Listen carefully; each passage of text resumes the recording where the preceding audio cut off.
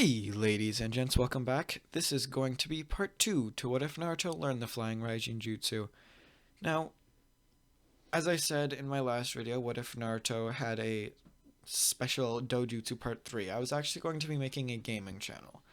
Now, the first upload on that is probably going to come out either tomorrow or the day after, and then I'll leave a link in the description of the next video, not this one because I haven't even made the channel yet, of that channel.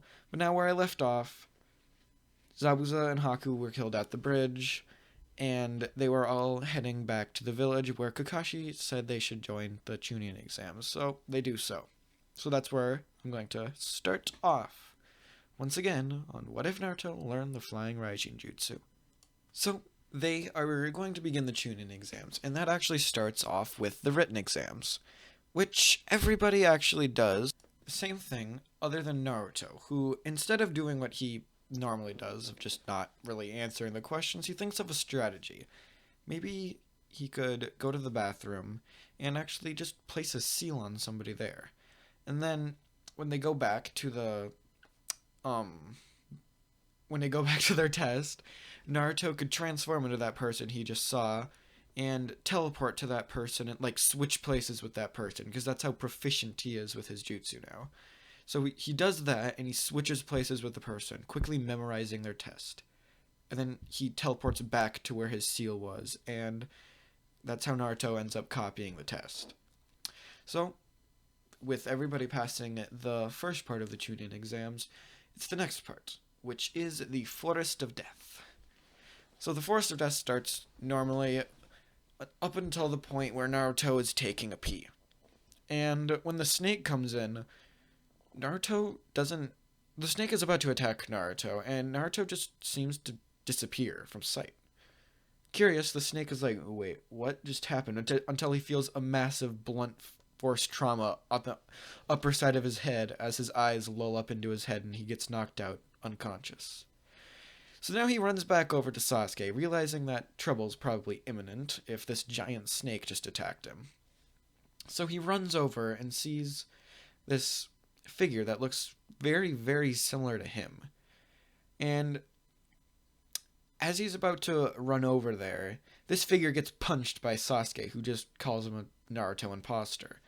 Naruto then shows up, confirming the suspicions that Sasuke just had, and they begin tag-teaming Orochimaru. With Naruto teleporting around all over the battlefield, and Sasuke kind of just using his fire style like he did in the original, it's actually a pretty interesting looking fight. While Naruto is teleporting around, Sasuke uses the Dragon Phoenix Jutsu, there's no way I said that right. Or not said that right, but there's no way I actually remembered what that was called. So he uses Flame Phoenix Jutsu, that's what it was. So he uses that jutsu, and Naruto then teleports behind Orochimaru, holding him in place, making sure that he definitely gets hit by this. Then as the flame hits, Naruto teleports out of the way. Just showing that he has really good reaction speed. So now with Orochimaru, kind of in the similar situation where he was before, where he's like pretty much burnt to a crisp, he kind of just stands back up. And they realize that he's not actually that phased by what just happened. Orochimaru's completely fine. So they continue their battle because they kind of have to. There's no other way they can get around this. And with their battle continuing, they're just using taijutsu because Naruto isn't quite he's good at the Flying Raijin Jutsu, but he hasn't quite developed it into his fighting style yet. He hasn't figured out everything about this jutsu yet, because he's only 12 years old at this point. So while fighting, he's trying to incorporate this jutsu into his fighting style. More teleporting around, landing quick blows and teleporting back, but quickly he realizes that this isn't going to work against an opponent like Orochimaru because his punches don't do any damage to him. So once they realize this, they're attempting to retreat. And this is where Orochimaru places a curse mark on Sasuke, and Sasuke gets knocked out, and they all run back under the tree. Except Naruto this time doesn't go to bed because he never, went into his QB mode. He stayed calm during that fight. So when the Sound Ninja attack or the sound getting an attack, it's a little bit different this time. How is it different, you may ask? Well, Naruto is stronger than he was in the original, and he's awake. So, when Dosu is... sorry. The Dosu, I think, is the one that's, like, the really cocky one. He ends up using a bunch of sound attacks, but Naruto just keeps dodging out of the way of this. Or not dodging, but teleporting out of the way. Dosu, not really realizing that Naruto's teleporting, just thinks he's moving at, like, astonishing speeds. And he's about to actually say that Naruto is faster than Orochimaru, and he's about to say, Naruto, you're probably faster than my... And as he's about to finish his sentence, there's a kunai that appears in his chest. And he looks down at this kunai, and he's wondering what just happened to him. Wondering how Naruto managed to place this kunai in his chest, and he's still standing there, and he hasn't moved a muscle. And this is where he looks down, and notices that there's this weird seal on it. And then Naruto teleports with his hand on the kunai as he's directly in front of Dosu now. This is what you get for being anywhere, for trying to mess with Sasuke. And as he says this, he twists the kunai and causes Dosu agonizing pain as he writhes on the floor.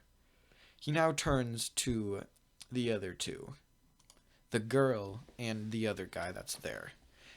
He teleports over next to the girl and says, you better leave if you don't want to face the same fate that this man over here faces, as he holds a kunai to her throat. Having a really cool moment, Naruto gets a little bit cocky, because he thinks he's the shit right now. And this is where he gets shoved out of the way from one of the other guy's sound attacks. He now looks back over and is like, okay, well, I'm going to have to deal with this one now, too, as he teleports over by him and shoves a kunai into his hand. And the other guy's like, what the... And then the kunai appears in his other hand. Now, not being able to use any of his jutsu, Naruto looks back over to the girl. And I'm talking about the other guy. He can't use his jutsu anymore. Naruto looks over to the girl, and he does he does a similar thing, except he stabs both of her arms, leaving them completely incapacitated and hanging down by her, by her hips. And Naruto and Lee has been watching this fight the entire time. He's just like, he doesn't actually know Naruto's been teleporting. He just thinks that Naruto's moving so fast that not even Lee could track his speeds. This isn't until at one point Lee notices that Naruto threw a kunai and then seemed to appear next to that kunai and then impale it into something. Thinking that this might be the case, Lee is about to go jump down, and he's about to go try to talk to Naruto to see what he was doing, until Naruto vanishes from his sight, and a kunai appears by his neck saying, and Naruto says, if you take a step closer, you're gonna have the same fate as them too. Lee then holds up his hands and says, no, I don't mean any harm, I'm here to just ask a few questions. And as Lee says this, Naruto says, fine, whatever, I don't really care, you're not really much of a threat to me anyway. Lee, holding back his anger, just kind of shrugs this off for the time being and asks what Naruto's actually doing. Naruto then just tells him, oh, I'm using the flying Raijin to teleport. With these seals, I can kind of just, teleport to them and teleport objects that are sealed to me. Because Naruto can do that now because he's just that good with the flying Raijin. Lee, kind of having a relief, knowing that Naruto isn't actually faster than him, then kind of just leaves, and Naruto then takes the scroll, because that's the scroll that they needed from the 3 sound ninja, picks up Sasuke and leaves, because this happened a lot quicker than it did before, and Sasuke is still unconscious. A few seconds into their journey, Naruto's packing up his not packing up his things, but they're about ready to leave, and this is when Sasuke wakes up, and he's like, I can walk for myself, And so they go to the end of the Forest of Death, and that's kind of the end of that. So now it's the preliminary rounds of the Chunin exams, because everybody went through the Forest of Death already. So Ino fights Sakura, and that's the same. The most boring fight ever. But it's very different when Kiba fights Naruto, because Naruto has a very obvious upper hand from the very beginning of the fight. And Naruto not only is physically stronger, but he's also stronger, because he has the flying Raijin. But he can't really kill Kiba like he did with the Sound Ninja, because this is kind of just like a battle. It's not like death. So he kind of just incapacitates him by teleporting around, giving him a little neck chop, and Kiba falls to the ground unconscious. All the other fights go exactly the same, and Naruto is watching the Hinata-Neji fight. And when Neji is about to deal the final blow, Naruto whips a kunai directly at Neji. Neji, not really realizing what's happening, he just thinks, oh, I'll just block the kunai and show my superiority. But as he's about to block the kunai, Naruto's hand just kind of appears where his hand was to block the kunai, and he's like, did he just... As Naruto slams his fist into Neji's gut, sending him flying back. Naruto then kind of holds out a hand to Hinata. He picks Hinata up, looks at Neji with a glare, and says, I'm gonna come for you next, as he grabs Hinata and leaves, or goes back up onto the stands. So now, it's the 1 month gap, because I don't really have to cover any of the other fights, because they go exactly the same. So the 1 month gap happens, and Naruto goes and he trains with Jiraiya. And he learns the same things he did, the summoning jutsu and slight improvements of his flying Raijin, just because that's kind of Naruto's main thing now. Shadow clones aren't really his main thing anymore. He can still use them, but he doesn't really have to, or not. He doesn't have to use them. So now it's the finals of the Chunin exams, and I'm just going to kind of skip to the battle with Naruto and Neji. That battle is like insanely one-sided. But it's not on the side that it was in the original, where Neji was completely decimating Naruto. It's Naruto actually decimating Neji. Neji can't keep track of Naruto's movements, and he's just teleporting around. Neji then thinks, oh, well, this is easy. He can just he can use his rotation to just block all of Naruto's attacks, making it so Naruto can't kill him. But as he's about to do this, Naruto teleports right next to Neji. He placed a seal on his back, and he now slams a fist into Neji's head, sending him flying down into the ground.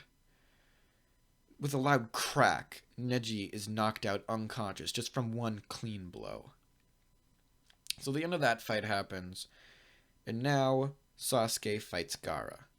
That fight happens exactly the same, and Sasuke then fights Gaara in his partially transformed state, and that fight also goes the same, up until where they go into the woods and Naruto shows up. So when Naruto actually shows up, he has a clear upper hand at the beginning, until Shukaku comes out and Gaara completely transforms. Naruto then does the same thing. He summons some of the Nine-Tails chakra, and he uses the summoning jutsu to summon Gamabunta. Naruto then that battle goes exactly the same, except for when they're trying to wake up Gaara, Naruto kind of just, teleports over to Gaara and punches him in the head with full strength, and then boom, bomb, kasham. That's pretty much that. And when Naruto is trapped in the sand, he kind of just looks up at Gaara and says, really? As he teleports back up next to Gaara, giving him another light tap. And now they all fall to the ground. Except Naruto isn't as weakened as he was, and he lands on the ground nimbly. He then stands up and starts walking over to where Gaara's almost unconscious body lays. And this is where the same heartfelt scene happens, where Naruto does his famous Tak no Jutsu. So that's where I'm going to leave this part to the What If off. I'll see you guys in the next part of What If Naruto Learned the Flying Raijin, or the next part that you guys watch. Peace out.